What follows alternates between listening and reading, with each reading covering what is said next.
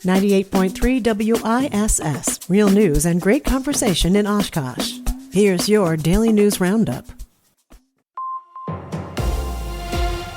With Civic Media News, I'm Terry Miller. People across Wisconsin should be ready for possible severe storms late this afternoon and evening, with the best chance in the southwest part of the state. Forecasters say the weather could bring damaging winds, a tornado or two, and heavy rain.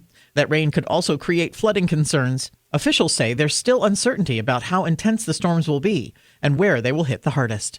Leaders in Wisconsin's Democratic Party are denouncing one of their own supporters over a social media post about assassinating President Donald Trump. The post came from Minocqua Brewing Company owner Kirk Bangstad, who suggested someone should have better aim and promoted a free beer event tied to Trump's death. Bangstad is also the creator of a political action group focused on progressive issues and candidates. State Democratic leaders quickly called the comments unacceptable and said they should be taken down. Bangstad later defended his remarks and has continued to promote merchandise tied to the message. 2 seats on Wisconsin's District 4 Court of Appeals will soon be open, and Governor Tony Evers is asking people to apply now. One judge, Chris Taylor, is leaving after being elected to the state Supreme Court, and another, Brian Blanchard, will step down this November. The district includes more than 20 counties across central and southwestern Wisconsin. Those chosen will serve through terms ending in mid-2027 and mid-2028. The deadline to apply is at the end of May. And Wisconsin saw more houses sell last month compared to the same time a year ago. The Wisconsin Realtors Association says existing home sales increased 7% this March compared to March of 2025.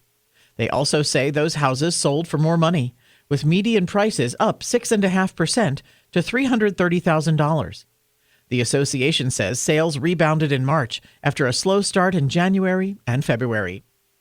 More news is available at civicmedia.us.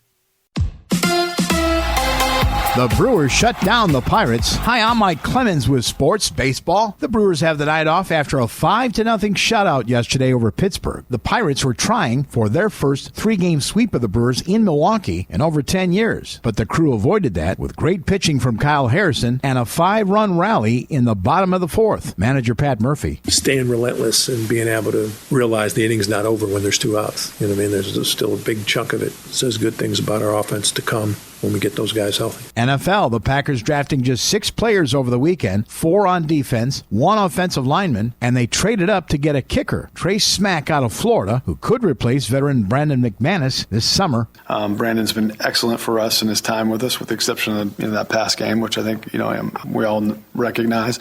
But I feel it's important that we address that and have a guy who can go win us games. That's the Packers general manager Brian Gutekunst with Sports on Mike Clemens.